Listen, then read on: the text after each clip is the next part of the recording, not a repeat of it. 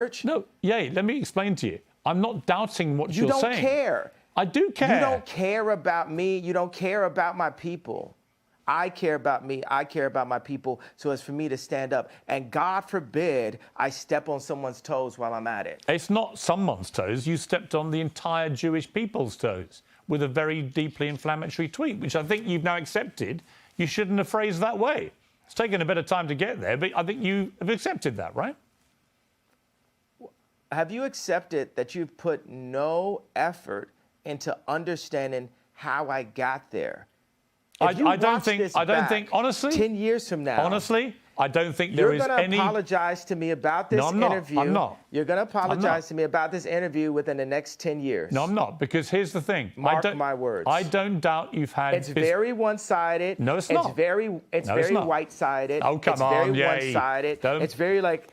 It's not white-sided. I'm not doubting you've had business issues. I'm saying the way to respond to that is not to go public to millions of people and say you're going DEFCON 3 on Jewish people. Millions of people. Right. Millions of people have had DEFCON 3 on their contracts. Right. You didn't say that. Home to their girl you didn't say that. And said, millions of people. Well, I opened it up. Now I didn't, but now I'm saying it now. Okay. Sir. So now what I think you should say, I think you should say to the Jewish people, I'm sorry for the offensive language I used in that tweet. I wouldn't do that again. This is what I really meant. I think people would respect you if you said that. I don't know why you can't just say that.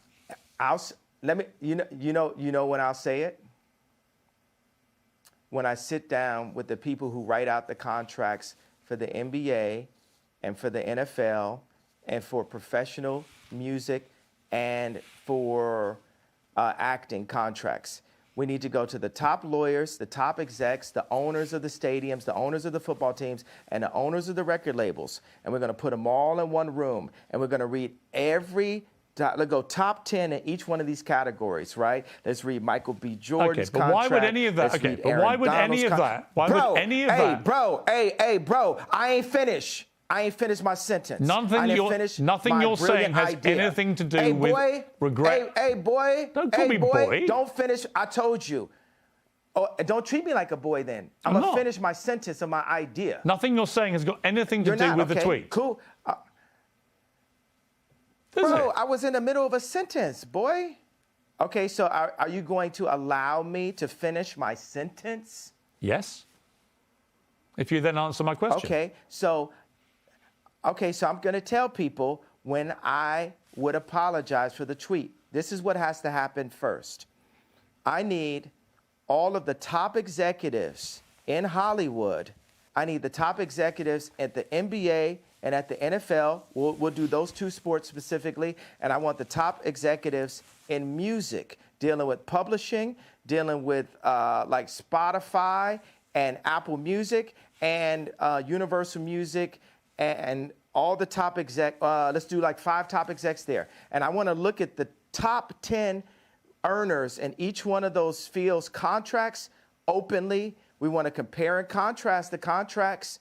And then once we open that conversation, and we need to do it on a platform live with lawyers asking questions, and we'll have the top lawyers like a Johnny Cochran, Robert Kardashian level legal team, looking at all of these contracts together. After that moment happens, then I will say, I'm sorry.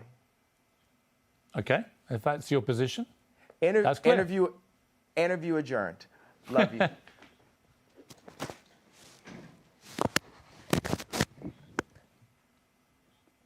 Okay, that's the end of the interview. I mean, I just get the feeling from you that you're obviously a complex character, brilliant in many ways, fascinating, like I say, compelling. You have a huge appeal to millions of people around the world. It just seems to me that occasionally your mouth gets you into trouble and that perhaps on reflection, sometimes you look back and wish you hadn't said things. Is that accurate? Nah, not really. Because the things I say are on behalf of God. Like, it's not always godly because I'm a man, but God is definitely using me.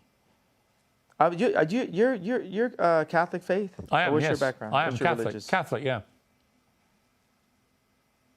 Well, we're working for God here, and it's just like with black people now with entertainment, we're coming into wealth, but all the other black people with anywhere near my amount of wealth would never cross the lines of taboos inside of the media that I would, that actually we used to in rap. All these words, we used to say these, so it's all these like words that are being removed from our vocabulary, words that evoke emotion. Don't you feel like the salt is being taken out of our food? Look at Dune. The people who control the salt controlled all the money. And people are trying to control the salt, and it's salt in our language. That's why I will not apologize for having a bit of salt in my words. I will say, hey, this can be improved on, but it's like, hey, look, I'm going to update. You're looking at the God's iPhone 100. We are God's iPhone, right? If you think about it, we're his favorite creation. We were made in his image, and we need updates. And society, capitalism, media, and thought police have been stopping us from our updates. We have to have a thought, and then we have to actualize it. I like the word actualize better than execute, because execute's a negative word. We discussed this. We have to actualize.